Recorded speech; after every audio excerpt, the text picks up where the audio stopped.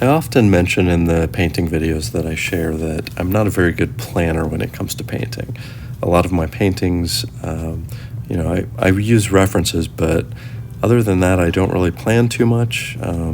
Sometimes I have a concept in mind or something that I wanted to practice or emphasize, but beyond that, I don't really explore too much about like plotting things out or measuring or, some artists use a grid to kind of game out where everything's going to go or get the right proportions.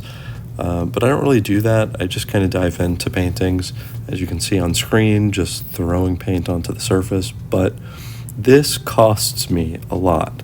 And I don't mean like financially it costs me. I guess it does because sometimes I waste paint. But what I really mean is sometimes it takes potentially successful or potentially good concepts or paintings that could turn into something nice. And I just kind of messed them up because I was not prepared for what might happen. So one of the most frequent occasions where this happens is when I have some very particular light sources that I'm trying to work with, or there's some really heavy contrast. There's a direct light source, and there's some deep shadows. Sometimes my lack of planning can get me there. So like on the painting that I have on screen, the kind of starting blend that I went with to kind of rough out an outline, I always start with like just paint that's thinned down with linseed oil to get that loose initial outline.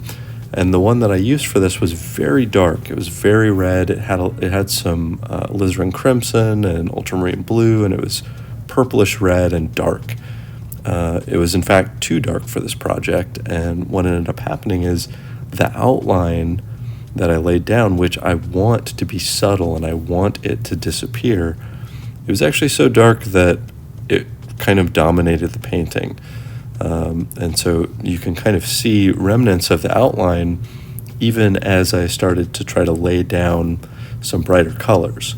Kind of to the point where even though I did want this to be a pretty dark painting, I also wanted some really bright highlights, and I lost some of those.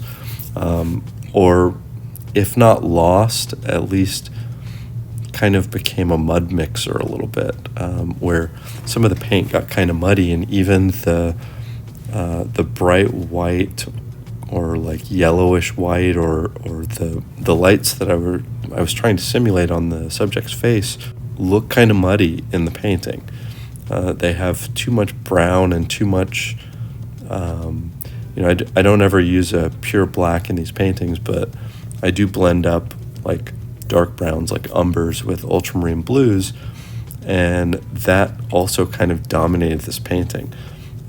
If I had planned this out better, my mixes could have been a little more intentional, and rather than having these dark colors dominate the painting, I could have had some subtle touch.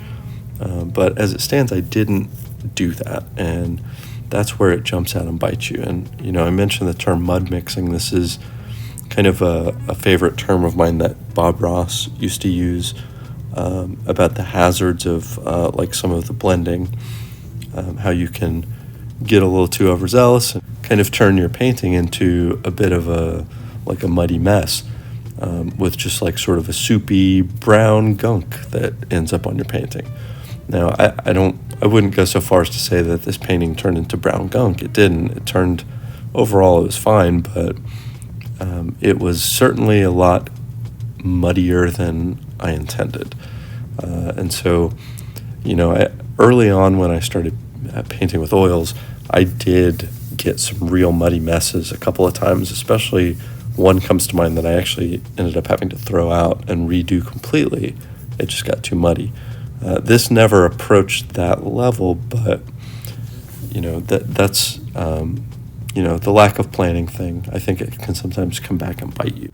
I guess it's a lesson for me, but am I going to change my behavior? Probably not. It's more fun to me to just dive into painting, so I'll probably keep doing that. But perhaps someday I will at least start to plan a little more. Extremes of behavior never work out either way, but certainly maybe I could find a happy middle ground. So those are my thoughts on planning and muddy messes. Thank you for watching this one, and I hope to see you for the next video.